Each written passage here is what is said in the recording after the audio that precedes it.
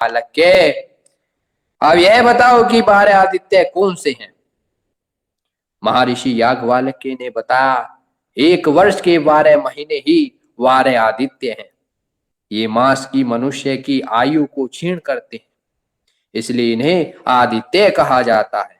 इंद्र के बारे में पूछने पर ऋषि ने बताया, गर्जना करने वाले बादल ही इंद्र हैं, इसलिए परवर्ती काल में इंद्र को वर्षा का देवता कहा जाने लगा। और प्रजापति प्रजापति के विषय में आपका क्या कहना है, विदग्ध ने पूछा। ऋषि बोले, यज्ञ को प्रजापति कहना उचित है। देवताओं की संख्या अन्य प्रकार से भी बताई गई है। अग्नि, वायु, अंतरिक्ष, सूर्य, भूलोक को खट देव कहा गया है। अन्यत्र 3 देव भी कहे गए हैं, वे हैं पृथ्वी, अंतरिक्ष अंतरिक्ष और द्रव। विदग्ध ने पूछा, 2 देव कौन से हैं। उत्तर में महर्षि ने अन्न और प्राण को 2 देवता बताया। अंत में जब उनसे पूछा गया कि एक देव कौन है, तो उत्तर में ऋषि ने प्राण रूपी परमात्मा को ही एकमात्र देव का परम देव कहा। महर्षि यास्क ने निरुक्त से में इसी बात की पुष्टि करते हुए कहा है, भाग्यशाली देवता तो एक ही है, उपासक गण उसी को अनेक रूपों में कल्पित करते हैं तथा नाना प्रकार से उसकी स्तुति करते हैं। ऋग्वेद में भी इसी तथ्य को एक सद प्रियाहा बहुधा वदंती कहकर व्यक्त किया गया है। महर्षि याज्ञवल्क्य की इस विवेचना से जनक की सभा में बैठे सभी श्रोता, मनीषी, चिंतक, तत्वदर्शी एवं महर्षि, मुनि, संत आदि संतुष्ट हो गए और उन्होंने याज्ञवल्क्य का इस बात के लिए आभार माना कि उन्होंने इतने सरल और सहज की ग्राह्य उपदेश से श्रोता का ज्ञान वर्धन किया।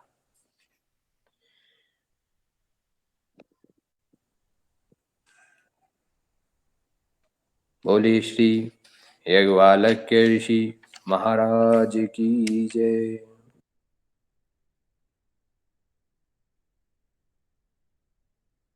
जय हो प्रभु। मौत का तांडव। यह कहानी भारत के राजस्थान राज्य के एक शहर की है। ये शहर अपने आप में कई सौंदर्य से सुसज्जित, चारों ओर सुंदर वन से घिरा एक छोटा सा शहर, जिसकी सुबह होती ही पक्षियों की चहचहाट और कई सुगंधित फूलों की खुशबू के साथ जो उस शहर के समीप वन में भरे हुए हैं। लेकिन जिस प्रकार चंद्रमा की सफेद चांदी सी सुंदरता में उसके दाग उसमें कुरूप का अंश होते हैं, उसी प्रकार उस शहर के अंत छोर पर एक बरगद का पेड़ उस समय उस शहर का वह कुरूप अंश था। उस बरगद के पेड़ के समीप साल में 1 या 2 बार कोई व्यक्ति पागल अवस्था में मिलता था, जो उसी शहर का होता था या कभी कभी किसी अन्य शहर का होता था। लेकिन उस घटना से ठीक 1 दिन पहले वही व्यक्ति पूर्ण रूप से सामान्य अवस्था में रहता था और अचानक से दूसरे दिन वह पागल हो जाता था। और हर बार यह घटना उस बरगद के पेड़ के समीप ही होती थी और लोगों का ऐसा मानना था कि इस बरगद के समीप किसी आत्मा या प्रेत का साया है, इसके कारण यह सब होता है। ऐसा साल में 1 या 2 बार होना आम बात थी। लेकिन आज इस शहर को जो दंश मिलने वाला था वह इससे कई अधिक भयानक था, क्योंकि आज की सुबह कोई सामान्य सुबह नहीं थी, क्योंकि उस बरगद के पेड़ के नीचे एक शब्द जो विचित्र तरीके से उस बरगद के पेड़ पर उल्टा लटका था। कपड़े पूरे कटे फटे और शरीर पूरा विकृत हो चुका था, मानो किसी से मुठभेड़ हुई हो। और उसके सीने में दाईं ओर एक बहुत बड़ा छेद था, जिसके आर पार स्पष्ट रूप से दिखाई दे रहा था। जो छेद उसके सीने में बिल्कुल हृदय की जगह था, जिसमें से उसका हृदय गायब था। उसका शरीर बिल्कुल अचेत अवस्था में बरगद की जड़ों में लिपट कर लटका हुआ था। उसकी आंखें असामान्य से अधिक बड़ी और खुली हुई थी। ऐसा प्रतीत हो रहा था मानो टकटकी लगाए हुए हमें देख रही हो, मानो अपने हाथ हुए उस हादसे के बयां कर रही हूँ, और उस हादसे को बयां कर रही हूँ। उसके सबको देखने के लिए काफी भीड़ उमड़ रही थी, लेकिन उनके मन में एक डर भी था, इसलिए वे उस बरगद के पेड़ से कई फीट दूर खड़े थे। और उस भीड़ में एक और व्यक्ति खड़ा था जिसका नाम था विक्रम। वह एक शिक्षक था, विज्ञान विषय का शिक्षक, और शहर के एक विद्यालय में शिक्षक के रूप में अपनी भूमिका निभा रहा था। विक्रम के परिवार में उसकी माँ और उसकी एक बहन थी। उसके पिता कई वर्ष पहले उन्हें छोड़ चुके थे। अपने परिवार में विक्रम ही एक जिम्मेदार व्यक्ति था। बरगद के पेड़ के समीप वह पूरी भीड़ उस सब के बारे में बात कर रही थी कि वह आसपास के शहर का भी नहीं है और ना ही उस शहर का है। वह एक अज्ञात व्यक्ति था जिसका ठिकाना आसपास के शहर में भी नहीं था। उस सब को इस अवस्था में देखकर किसी की हिम्मत नहीं हुई। उसके पास जाने की यह खबर पूरे शहर में आग की तरह फैल गई, और इस घटना से सभी शहर वाले सहम गए। विक्रम वहां से विद्यालय की ओर निकला, जो कि उस शहर के मध्य था। इस विद्यालय में शहर के समस्त विद्यार्थी पढ़ते थे, और उनको पढ़ाने वाले अत्यंत बुद्धिमान शिक्षक एवं शिक्षिकाएं थीं। उस विद्यालय का नाम ज्ञान पुंज विद्यालय था। उस विद्यालय में कुल 8 शिक्षक एवं 8 शिक्षिकाएं थीं। उन्हीं में से एक था विक्रम। विक्रम जब उस घटनाक्रम को देखकर विद्यालय पहुंचा, तब विद्यालय के प्रधानाचार्य से बात करके घटना से अवगत करवाया। प्रधानाचार्य ने वास्तविक स्थिति को भांपते हुए प्रधानाचार्य ने विक्रम से कहा, अभी जो घटना हुई है वह बेहद ही गंभीर है, और उसके कारण पूरे शहर में डर का माहौल है। इसलिए हमें आज आपातकालीन अवकाश घोषित कर देना चाहिए। विक्रम ने प्रधानाचार्य से आज्ञा लेकर उसने सभी विद्यार्थियों को आपातकालीन अवकाश के कारण घर भेज दिया। फिर उस पूरे विद्यालय में कोई भी विद्यार्थी नहीं रहा, और सभी शिक्षक अपने कार्यालय में कुछ औपचारिक कार्य को पूर्ण करने में लग गए, जो सभी को अन्य अवकाश के दिन करना होता था। तभी अचानक वहां विद्यालय में बेहद महंगी काले कलर की कार आकर रुकती है, जिसके अंदर से एक युवक बाहर उतरता है और सीधा विद्यालय के कार्यालय में पहुंच जाता है। सभी शिक्षक उस व्यक्ति को एकटुक नजर देखते हैं, लेकिन वह व्यक्ति किसी से भी नजर नहीं मिलाता और अपने गंभीर निगाहों से केवल विक्रम को देख रहा होता है, और विक्रम भी उसको देख रहा होता है। तभी वह व्यक्ति गर्मजोशी के साथ जोर से हंसता है और विक्रम को कहता है, और भाई विक्रम, मुझे पहचाना नहीं? हम दोनों स्कूल में साथ पढ़ते थे, और मैंने बचपन में तुझे कचरे के डिब्बे में बंद कर दिया था, याद आया? तब विक्रम ने हंसकर बोला और जवाब दिया, अब भला यह बात भी कौन भूल सकता है विजय? इन दोनों का मैत्रीपूर्ण व्यवहार देखकर दूसरे सभी शिक्षक विक्रम को देखकर मंद मंद मुस्काए। फिर विजय मजाक के अंदाज में कहता है, भाई विक्रम, बचपन में मस्ती मजाक में ऐसे ही हरकत कर दी थी। अब तो दिल में कोई दुश्मनी तो नहीं है ना मेरे लिए। लेकिन विक्रम मन ही मन सोच रहा था, उस भयानक वाक्य को मैं कभी नहीं भूल सकता, जिस दिन मुझे पूरी रात एक कचरे के डिब्बे में रहना पड़ा। फिर विक्रम ने कहा, उस विजय, अचानक इतने सालों बाद यहाँ कैसे आना हुआ? विजय के पिताजी धन्ना सेठ एक धनी व्यापारी थे, जो विभिन्न प्रकार के मसालों को विदेशों में निर्यात करते थे। उनके मसालों का माल जहाज में विदेशों से जाता था, जिसके लिए वह काफी बड़े जहाज का उपयोग करते थे। लेकिन विजय जब 12 साल का था, तब तक वह एक छोटे व्यापारी थे और अपना व्यापार छोटे स्तर पर करते थे। लेकिन जैसे ही उनका व्यापार विस्तृत हुआ और विदेशों तक उनके व्यापार की पहुंच हो गई, उसके बाद विजय के पिताजी ने विजय को 9वीं कक्षा के बाद पढ़ाई के लिए विदेश में भेज दिया, और उसके बाद करीब 15 सालों के बाद वह आज विदेश से लौटता है और विक्रम से मिलता है। विक्रम विजय की दोस्ती और जाने का इशारा करके वहां से दोनों पास के कमरे की ओर बढ़ जाते हैं। विक्रम विद्यालय की कक्षाओं की तरफ चलते हुए विजय से पूछता है, तुमने बता नहीं? विजय कहता है, क्या नहीं बताया? उसके जवाब में विक्रम कहता है, इतने सालों में बाद अचानक शहर कैसे आना हुआ? तब विजय ने कहा, पिताजी का व्यवसाय अब पहले की तरह अच्छा नहीं चल रहा है। व्यापार में काफी नुकसान हो गया। पिताजी ने मुझे उनके साथ व्यापार संभालने के लिए वापस बुला लिया और मेरी भी इच्छा थी मैं पिताजी के साथ उनके काम में उनका हाथ बटाऊं।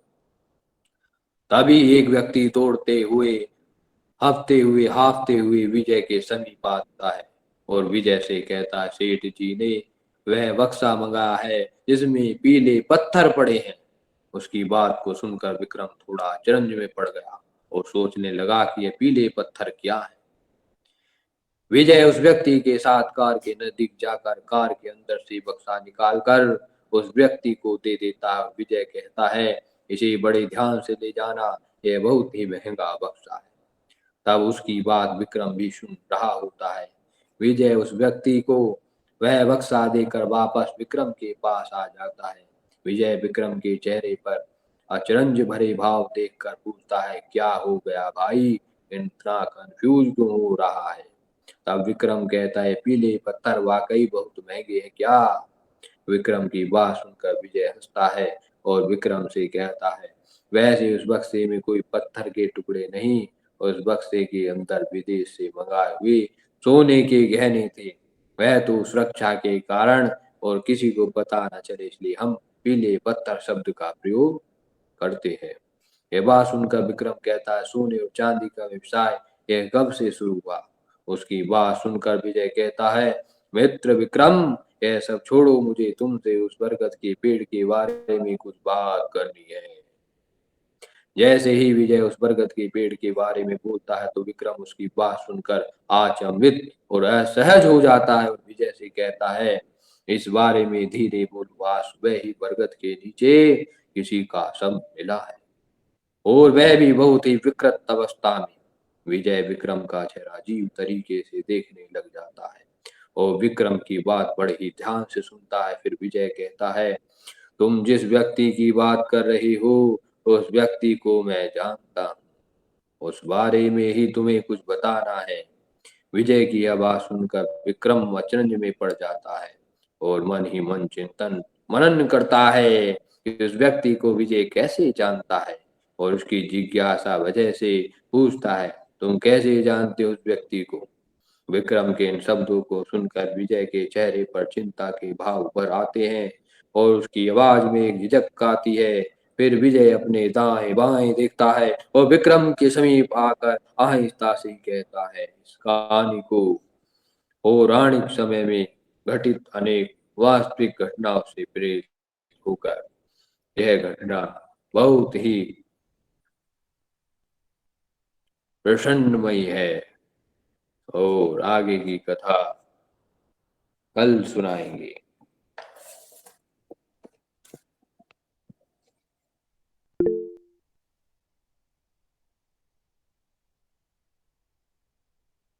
बहुत सुंदर प्रभु, बहुत आनंद है।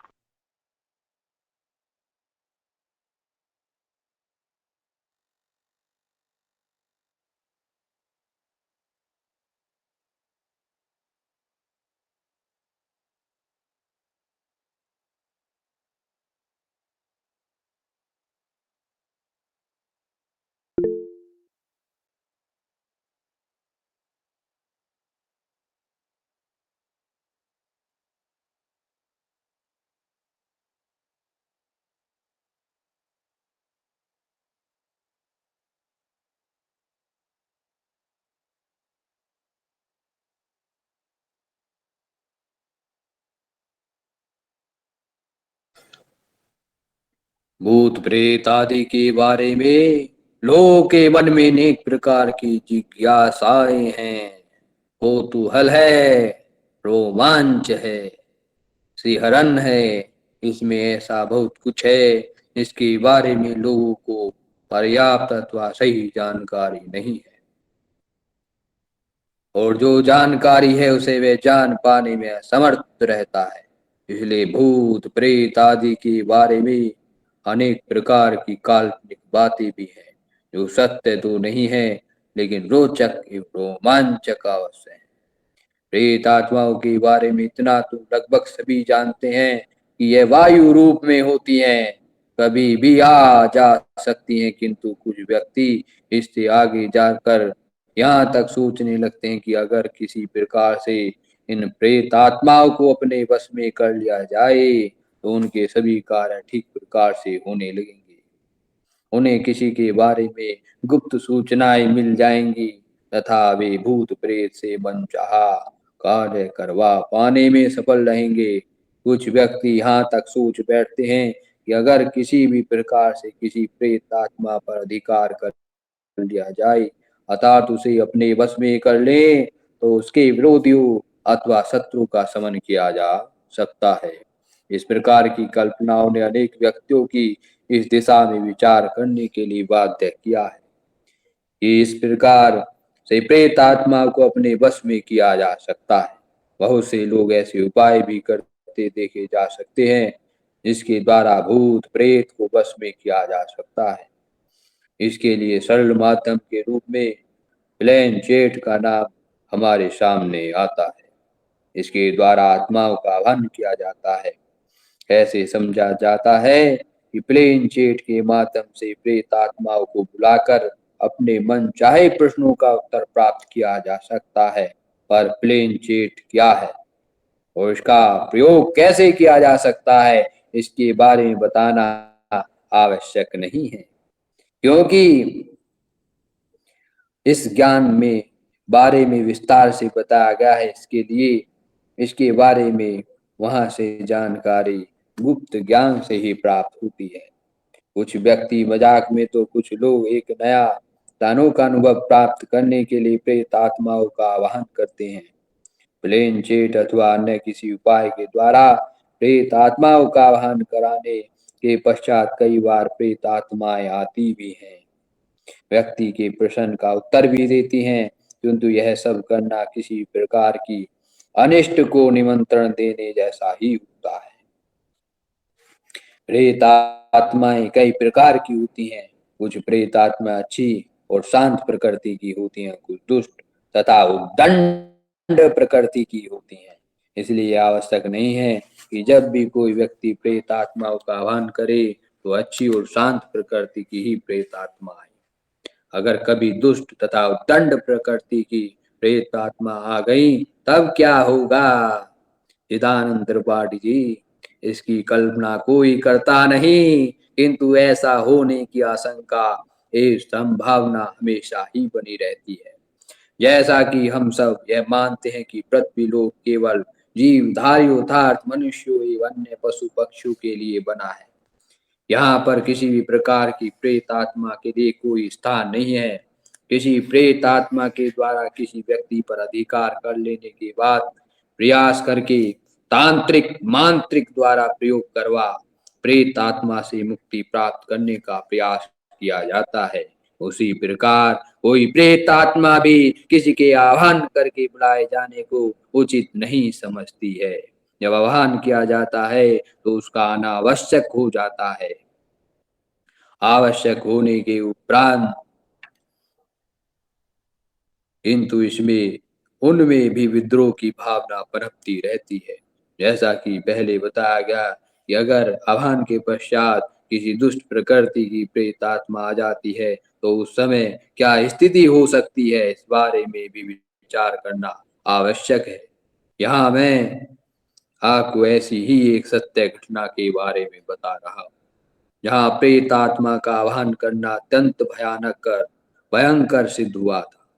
जॉन, जेम्स, रॉबर्ट तथा जेकी ये चार मित्र थे जो लंबे समय से प्रेत आत्माओं के बारे में जानकारियां प्राप्त करने का प्रयास कर रहे थे।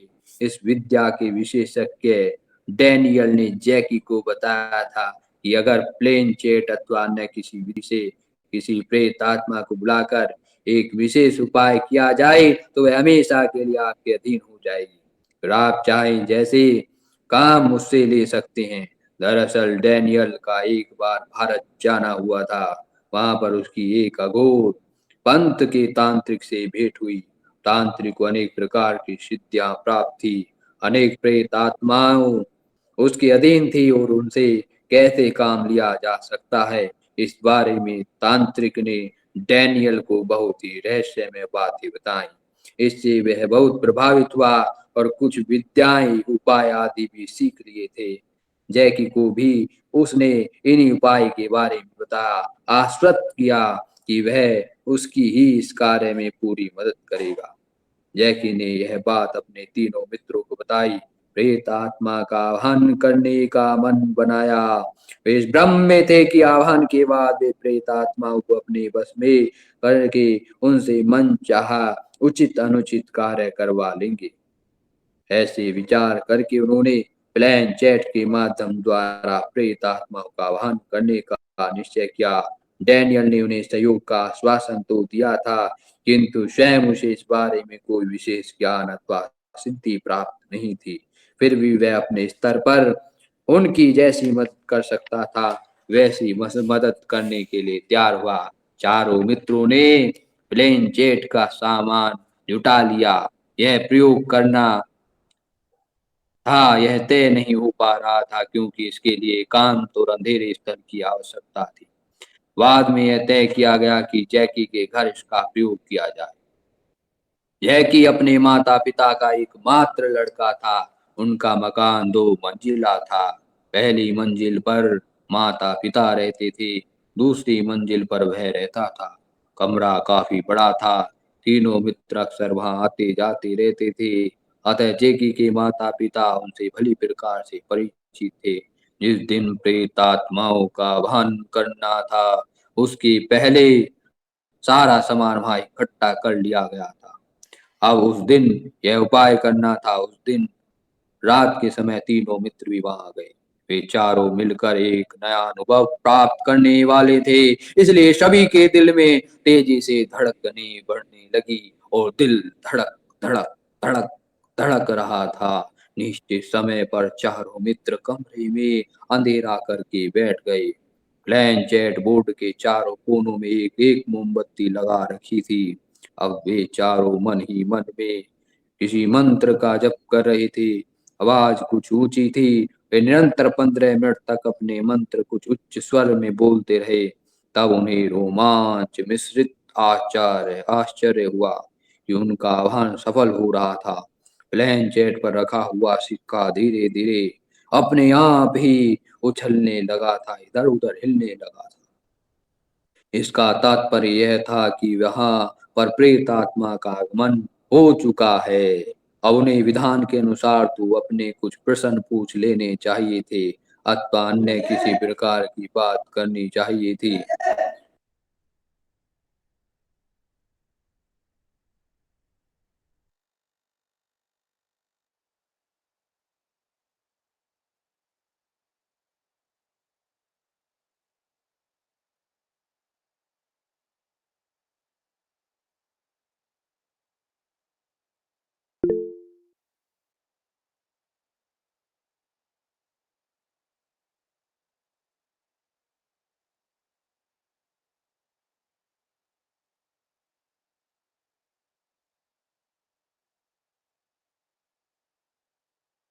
जी प्रभु।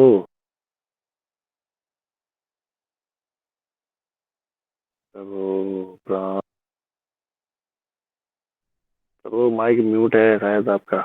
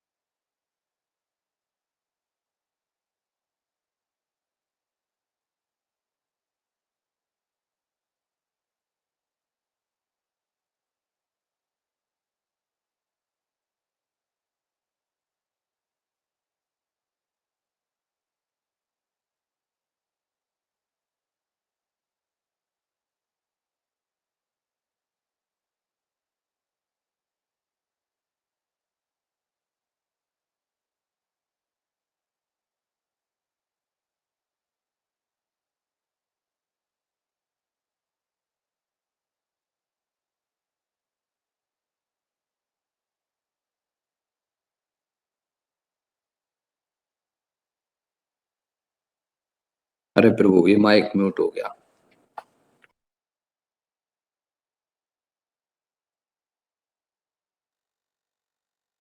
कमरे में एकाएक हवा का एक जबरदस्त झोंका आया। यह झोंका इतना तेज और शक्तिशाली था कि प्लेन चेट का बोर्ड एवं टेबल आदि भी उलट पुलट हो गए। मोमबत्तियां बुझ गई और कमरे में पूरी तरह से अंधकार हो गया। इस स्थिति के बारे में चारों मित्रों ने कल्पना भी नहीं की थी, इसलिए वे किसी अनिष्ट के भय से कांप उठे। कमरा बंद था, तेज हवा का झोंका कैसे और कहां से आया, यह चारों समझ नहीं सके।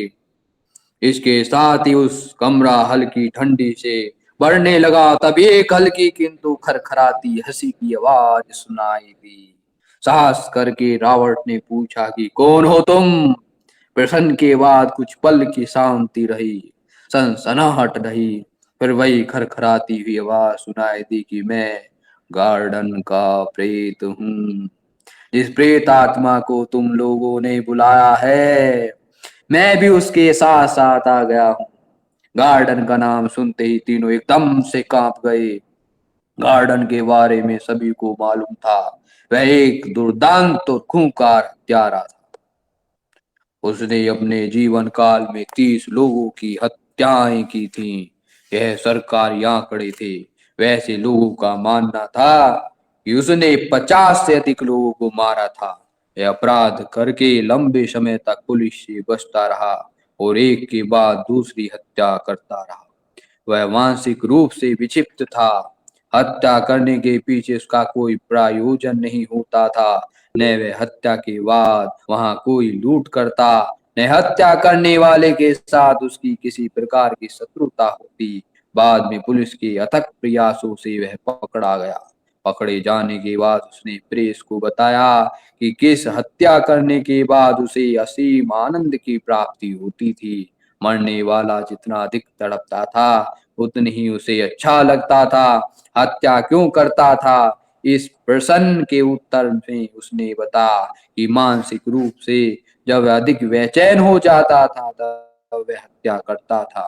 दूसरे शब्दों में मानसिक शांति के लिए वह हत्याएं करता था। इस दुर्दांत हत्यारे का केस लेने के लिए कोई भी एडवोकेट तैयार नहीं हुआ। कोर्ट में स्वयं उसने अपने अपराध स्वीकार कर लिए थे। अतः उसका केस लंबा नहीं चला और कोर्ट ने अपना फैसला सुना दिया। जैसा कि सबको अपेक्षा थी, उसे मौत की सजा सुना दी गई थी। एक दिन उसे इलेक्ट्रिक चेयर पर बिठाकर मौत दे दी गई थी। उसकी प्रेत आत्मा अब वहां उस कमरे में थी। चारों कुछ समझ नहीं आ पा रहा था कि क्या करें। किसी भी अप्रिय स्थिति आने पर उन्हें एक मंत्र का जप करने को कहा गया था, किंतु अब जो विकट स्थिति आ गई थी उसमें किसी को भी मंत्र जपना याद नहीं आ रहा था। भय के मारे चारों कांप रहे थे। कमरे में ठंड बढ़ती जा रही थी। ऊपर से इतनी ठंड, उठा पटक की आवाजें सुनकर जैकी के पिता की तेज आवाज आई कि ये सब क्या हो रहा है। उनको किसी ने उत्तर नहीं दिया। इस बीच जैकी ने साहस करके धीरे धीरे दरवाजे की तरफ बढ़ने का प्रयास किया। वह दरवाजे तक पहुंचा ही नहीं था कि उसे किसी ने उठाकर जोर जोर से की और उछाल दिया, जैसे गेंद उछालते हैं। उसे काफी चोट लगी थी, भय ही बढ़ गया था। उसकी प्रभाव से बेहोश हो गया। नीचे से फिर जैकी के पिता की जोरदार चीख निकल गई। इस बार फिर किसी ने उत्तर नहीं दिया। सभी अपनी अपनी जगह पर सहमे हुए और पसीने से लथपथ पड़े हुए थे। इसके बाद धीरे धीरे कमरे का तापमान सामान्य होने लगा और फिर मानो जैसे सब कुछ ठीक हो गया हो। जैकी के पिता भी ऊपर आकर दरवाजा पीटने लगे थे। घबराहट भरी आवाज में पूछ रहे थे कि अंदर चल क्या रहा है। साहस करके रावट ने दरवाजा खोला, लाइट जलाई, कमरे को देखा तो उसकी जो हालत दिखाई दे रही थी उसे देखकर लगता था कि मानो कमरे में कोई पागल हाथी ने घुसकर उत्पात मचाया हो। एक तरफ जैकी अचेत अवस्था में पड़ा था। सबने उसे संभाला। उसका बदन बहुत तेज तप रहा था। उसके पिता ने तुरंत उसे अस्पताल ले जाने की व्यवस्था की। उसे वहां एक दिन के लिए भर्ती करना पड़ा। बाद में जेम्स ने जैकी के पिता को सारी घटना के बारे में सब कुछ सच सच बता दिया। सुनकर उन्हें विश्वास नहीं हुआ कि बच्चों के आह्वान करने से प्रेत आत्मा आई थी। साथ ही गार्डन की प्रेत आत्मा बारे में जानकर तो वे वही सहम हो गए थे। अगर वह इतना भयानक और अपराधी प्रवृत्ति का व्यक्ति था तो उसकी प्रेत आत्मा सद्विचारों वाली कैसे हो सकती है। दूसरे दिन जैकी को अस्पताल से छुट्टी मिल गई। वह स्वस्थ हो गया किंतु सामान्य नहीं हुआ। वह ऐसा व्यवहार करने लगा जैसे वह कभी किया नहीं करता था। एक दिन के बाद उसने घर में उत्पात मचाना प्रारंभ कर दिया। साफ लग रहा था कि किसी प्रेत आत्मा के चंगुल में फंस गया था। अगर वह प्रेत आत्मा गार्डन की हुई तो बहुत भयानक होने वाला था। ये बात सभी सोच रहे थे। उसके पिता डैनियल से भी मिले। उससे पूछा कि अब क्या किया जाए कि जैकी इस प्रेत आत्मा के चंगुल से मुक्त हो जाए। उन्होंने घर आकर उसे देखा, कुछ मंत्र आदि पढ़े। तभी जैकी हिंसक हो गया। वह डैनियल पर झपट गया, उसके कपड़े फाड़ डाले, उसका चेहरा नोच डाला। इससे पहले सबने उसे दबोच दिया। बहुत कठिनाई से उस पर नियंत्रण पाया गया। फिर जैकी के कंठ से जो आवाज आई वह निश्चित रूप से उसकी नहीं थी, वह गार्डन की आवाज थी। वह बता रहा था कि जैकी को अपने साथ लेकर जाएगा। इसने बिना कारण के उसे परेशान किया है, इसे वह नहीं छोड़ेगा। इसके बाद वह काफी परेशान भरी आत्माओं के विषय में पड़ गया। गार्डन की प्रेत आत्मा ने जैकी के शरीर के माध्यम से सबको बहुत परेशान किया। उसके उपचार के लिए उन्होंने जो कुछ हो सकता था सब किया। अंत में किसी ने उन्हें बताया इस प्रकार की ऊपरी शक्तियों से लड़ने और उन्हें परास्त करने में हिंदुस्तान के तांत्रिक मांत्रिक ही सक्षम होते हैं। तब उन्होंने अपने एक परिचित के माध्यम से अगोनाथ से संपर्क किया। उन्हें अमेरिका बुलाया गया। वहां पर 10 दिन तक जैकी का उपचार किया। उन्होंने अपने तप बल एवं मंत्र शक्ति से गार्डन की प्रेत आत्मा को न केवल जैकी का शरीर छोड़ने को बाध्य किया अपितु उसे वचन में भी ले लिया। अब वह कभी मनुष्य को परेशान नहीं करेगा। जैकी पूरी तरह से प्रेत बाधा से मुक्त हो चुका था किंतु शारीरिक रूप से स्वस्थ होने में अभी कुछ समय लगने वाला था। अघोनाथ जब वापस भारत लौटने को हुए तब जैकी के पिता ने उन्हें कुछ पैसे देने का प्रयास किया। इसे उन्होंने स्वीकार नहीं किया। कहा कि यह सेवा वह जन कल्याण के लिए करते हैं, धन लाभ के नहीं। अब अपने बच्चों को समझाएं कि वे भविष्य में कभी भी किसी प्रेत आत्मा का आह्वान नहीं करें। उन्हें उनके संसार में ही रहने दें और हम अपने संसार में रहें। इसी से सबका कल्याण है। ऐसा बहुत सी बातें हैं जिनके साथ किसी भी प्रकार का मजाक नहीं किया जा सकता। अगर किया जाता है तो उसके परिणाम भयानक हो सकते हैं। जिस काम के बारे में व्यक्ति दक्षता एवं कुशलता प्राप्त नहीं हो वह काम करना हमेशा ही हानिकारक होता है। यहाँ ऐसी ही एक अन्य घटना के बारे में प्रेत आत्माओं को बुलाने के संबंध में न रखकर प्रेत आत्माओं को भगाने से संबंध रखती है। लगभग 40 वर्ष के एक व्यक्ति ने अपने आप को उगड़ बाबा घोषित कर रखा था। वह कहा का रहने वाला था और कहाँ से आया था इस बारे में कोई नहीं जानता था। उसने अपने बारे में घोषित कर रखा था कि यह प्रेत वेश में आए पीड़ितों का उपचार करता था। उसका दूसरा नाम लाल बाबा था। अर्थात वह प्रेत पीड़ित लोगों को प्रेत आत्माओं से छुटकारा दिलाने में समर्थ है। वह एक छोटा वह प्रत्येक पीड़ित आत्माओं को छुटकारा दिलाने में असमर्थ है। वह एक छोटा गांव था किंतु उसकी ख्याति काफी दूर दूर तक हो रही थी। उसके पास जो भी पीड़ित आता उसके बारे में ही बताता कि किसी प्रेत ने उस पर अधिकार कर रखा है। उसने कुछ वैदिक मंत्र तथा कुछ शाबर मंत्र कंठस्थ कर रखे थे। उपचार के समय वह इन्हीं मंत्रों को जोर जोर से जप करके दूसरों पर अपना प्रभाव जमाता था। क्योंकि पीड़ित को प्रेत आत्मा संबंधी समस्या होती ही नहीं थी, इसलिए 2-4 दिन के उपचार से वह स्वस्थ हो जाता था। लोग उसकी प्रशंसा करते थकते नहीं थे और उसे पर्याप्त मात्रा में धन अनाज आदि दिया करते थे। एक दिन उस पर कुछ ऐसा बुरा समय आया कि दूसरों के भूत झाड़ने वाला स्वयं ही एक प्रेत आत्मा के चंगुल में फंस गया। एक बार उसके पास एक ऐसे पीड़ित को लाया गया जो वास्तव में प्रेतावेश में था। वह लगभग 12 से 13 वर्ष का बालक था। उसकी आंखें ऊपर की तरफ चढ़ी हुई थी। वह विचित्र प्रकार का व्यवहार कर रहा था। रात भर परिवार से उत्पात करता था। परिवार के सदस्यों ने मिलकर उसे संभाला और दूसरे दिन उसे लाल बाबा के पास ले आए। बाबा ने इसे भी सामान्य समझा और फिर भी उसका उपचार करने का विधान पूरा किया। जमीन पर एक गोल घेरा बना लिया, पीड़ित को बैठा दिया। इसके बाद वह जोर जोर से वैदिक व श्रावण मंत्र पढ़ने लगा। तब घेरे में बैठा बालक धीरे धीरे झूमने लगा। वहां बड़ी संख्या में लोग एकत्रित हो गए। सबने इस बाबा की शक्ति का चमत्कार माना। बाबा भी उत्साह में आ गया। बालक को झूमते देख वह जोरदार आवाज में कड़क बोला कि रे दोस्त, कौन है तू? या इस बालक को क्यों पकड़ रखा है? बालक कुछ पल शांत रहा, फिर उसके गले में घरघराती आवाज आई कि वे रहीम खाना का प्रेत है। इसने मेरे पीर की मजार पर मूत्र त्याग किया था, इसलिए मैंने इसे पकड़ा है। उसकी आवाज सुनकर वह एकत्रित सभी लोग आश्चर्य हो गए। बाबा का जोश भी बढ़ गया। पहली बार आज उसका सामना वास्तव में किसी प्रेत आत्मा के साथ हुआ था। उसने फिर जोरदार आवाज में कहा कि ठीक है, चल बालक को माफ कर दे और उसे मुक्त कर दे।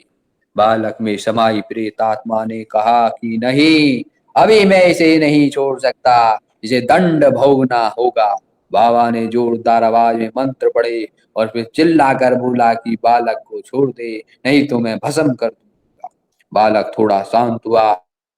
फिर घर घर आती आवाज आई, ठीक है, बालक को छोड़ता हूँ और अब मैं तेरे ऊपर आ रहा हूँ। आप भस्म करके दिखा। इसके बाद बालक को जोरदार झटका लगा और वह वहीं गिर पड़ा। इसके साथ लाल बाबा को झटका लगा और वह जोर जोर से झूमने लगा। फिर उसने जोरदार अट्टहास लगाया और झूमता हुआ भीड़ के नीचे गिरकर चीर कर तेजी से सीधा चलता चलता गया। इसके बाद आसपास के दूर दूर तक के गांवों में बाबा का पता नहीं चला, वह कहाँ चला गया। ये रहस्य ही बन गया और रहस्य ही रह गया। कुछ लोगों का मानना था कि उसे वह प्रेत आत्मा अपने साथ ले गई थी। निर्विवाद रूप से उपरोक्त दोनों ही घटनाओं से सिद्ध हो जाता है कि भूत प्रेतों का जो संसार है, उन्हें वहीं रहने दिया जाए और अगर इनका उपचार करना है तो अपने आप को इसके लिए सक्षम बनाना होगा। जैसे कुछ व्यक्ति प्लेन चेट द्वारा अथवा अन्य किसी विधि के द्वारा प्रेत आत्माओं के साथ मजाक करते हैं, वो मजाक ही हो जाते हैं। बोले शंकर भगवान की जय।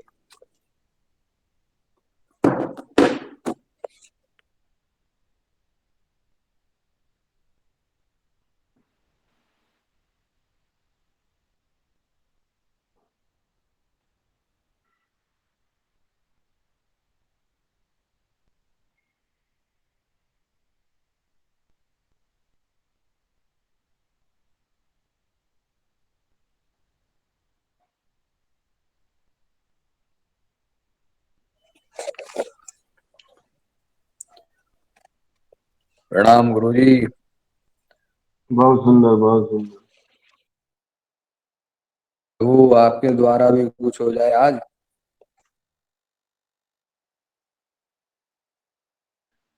ये वाली नहीं है।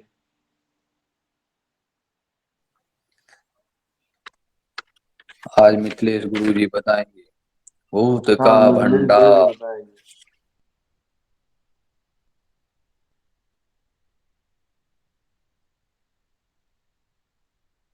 जय भगवान, सभी को प्रणाम। हर हर महादेव। अरे ये जहाँ को प्रणाम। हर हर महादेव, हर हर महादेव। महादेव कल्याण करे, अघोर मंत्र कल्याणम, कल्याणम अघोर मंत्राय, मंत्र कल्याणम जपाय, सर्व कार्य सिद्ध है। हर हर महादेव। सभी गुरुजनों को, भगवान जितने गुरुजी हैं सभी को प्रणाम, और बाकी आज जितने एक तो स्विच राजा जन भैया हैं हर हर सुनाएंगे, राजा महादेव। भैया सुनाएंगे आज। जी गुरु जी। आप ही सुनाओगे, एक तो गुल्लू भैया बोल रहे हैं हमसे, अब ये हम नहीं कर रहे थे, तो ये आप सुना दो हमारी तरफ से। क्या सुनाए भगवान? वो आपको गुल्लू भैया बताएंगे। गुल्लू भैया, गुल्लू गुल्लू गुल्लू जी, गुल्लू। कथा सुनाए गुल्लू प्रभु जी भूत की। हैं? भूत की कथा सुनाओ। भूत की कथा? भगवान हमें भूत की कथा नहीं, लेकिन हम बताते हैं। उस दिन हमने पूजा किया रहा सब तो भैया भूत के नाम से ही भग गए प्रत्युष जी। आज हमारे यहाँ एक पूजा किए, तो उस पे प्रेत दोष था, उसी की पूजा कर रहे थे। वो प्रेत दोष की हमने पूजा की, तो वो प्रेत खड़े हो गए भगवान, और ऐसे खड़े हो गए, मैं पूजा कर ही रहा हूँ, अचानक खड़े हो गए और चिल्ला ही लगे एकदम,